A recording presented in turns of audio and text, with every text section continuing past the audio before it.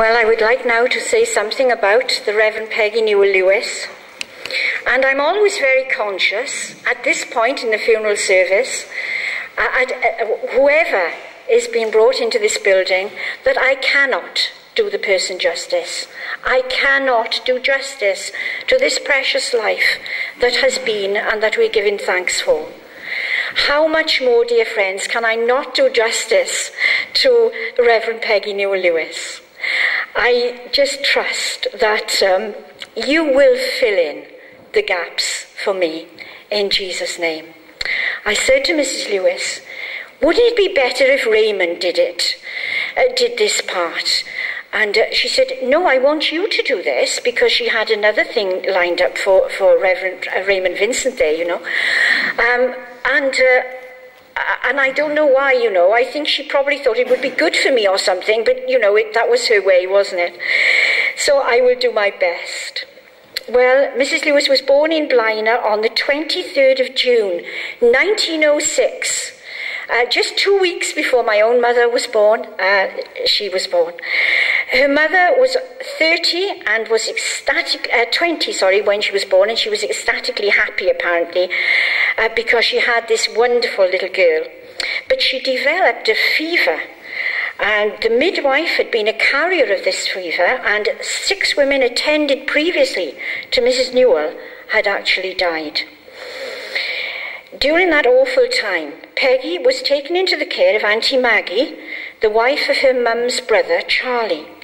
And she spent her days in the clothes basket, apparently.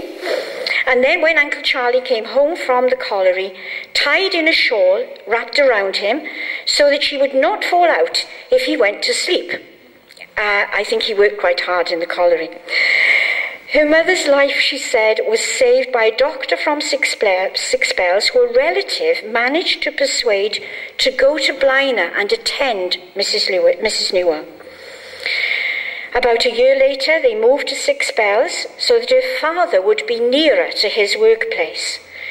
They lived in Richmond Road, and Mrs. Lewis was taken to King Street at an early age, King Street Church, where later she became leader of the primary at age 14, and her call from God to the ministry came when she was about 16. But sadly, that was ignored. She will have told many of you that the minister patted her on the head and said, well, good girl, you keep that to yourself, you know, carry on. But of course, it never left her. It never, ever left her. In that same church, she was a deacon later on and church secretary also for many years. Her childhood was wonderfully happy. Her mother had had a very sad childhood, and she was determined it would not be the same for Peggy. In the grammar school, she loved maths, English, all her subjects, hockey, tennis, gymnastics, singing, the whole range. She told me, Alwyn, I was captain of the hockey team. I was really good, and I imagine she was. She had singing lessons, and she had a lovely voice. She had piano lessons.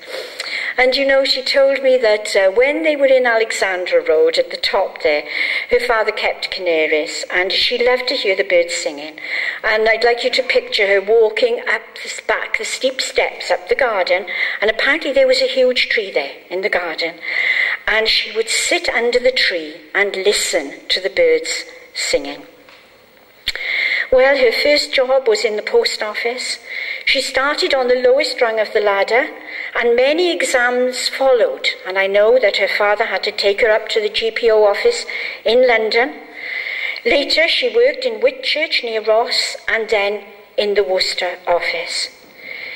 Now, in the meantime, Mr. and Mrs. Newell had made great friends with the boy next door, because they actually had a young man staying with them on work experience who Mrs. Lewis described to me as the son of the big boss of the colliery. So I don't know what that meant, but that's the way she described it.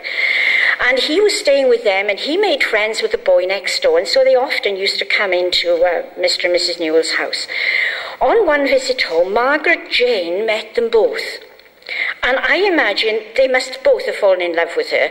You've seen the pictures, haven't you? And you know her. You've seen these pictures that I've put into this older service. She was such a beautiful girl. Well, the end result of that were the headlines: "Engineer's son weds engineer's daughter in Abertillery." And Peggy, a vision in parchment georgette, with a tulle veil embroidered with lovers' knots and held in place with a coronet of orange blossom, married Lewis, the boy next door. What a lovely story that is. But you know, friends, that almost didn't happen. According to a little note that she wrote to me on the back of their marriage certificate, she wrote this little note: "Please, Alwyn, please see back of this envelope." So here it is. "Lau calling me a telephone operator on our marriage certificate nearly made me call it off!" Exclamation mark. He should have said Post Office SCT, but he couldn't remember it. But thankfully they didn't call it off. And Peggy was 23 and Lau was 28. Apparently it was pouring with rain and blowing a gale, but she said it was the most wonderful day in the world. It was a great love match, and now began a new chapter in her life.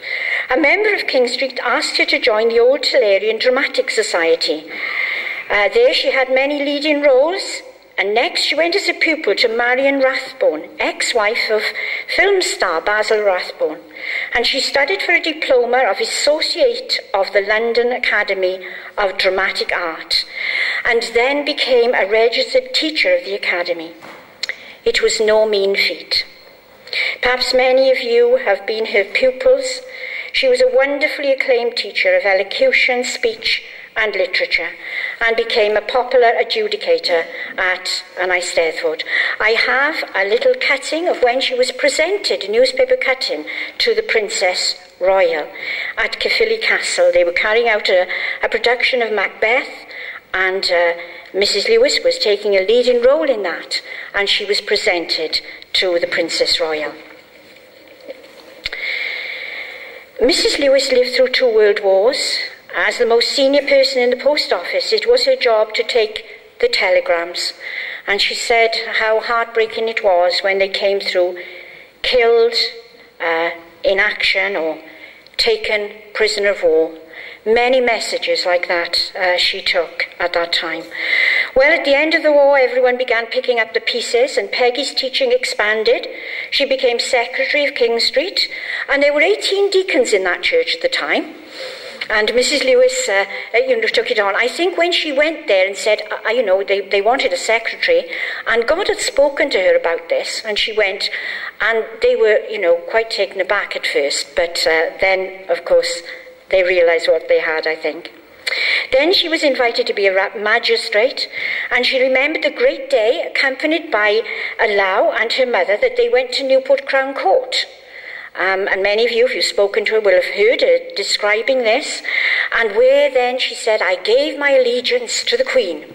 And you can imagine the way she did that. So she was a magistrate and later on actually chairwoman of the Abertillery bench. Mrs. Lewis's church work still went on, and she began to preach.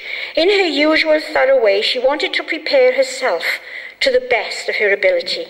She wrote to the secretary of the Baptist Union in London and asked if it were possible to study a course similar to that studied by students in Cardiff Theological College. They said yes, and they set that up for her. She studied for 2 years and passed her examinations. Well, the years sped by, as they do. We've all experienced it, haven't we?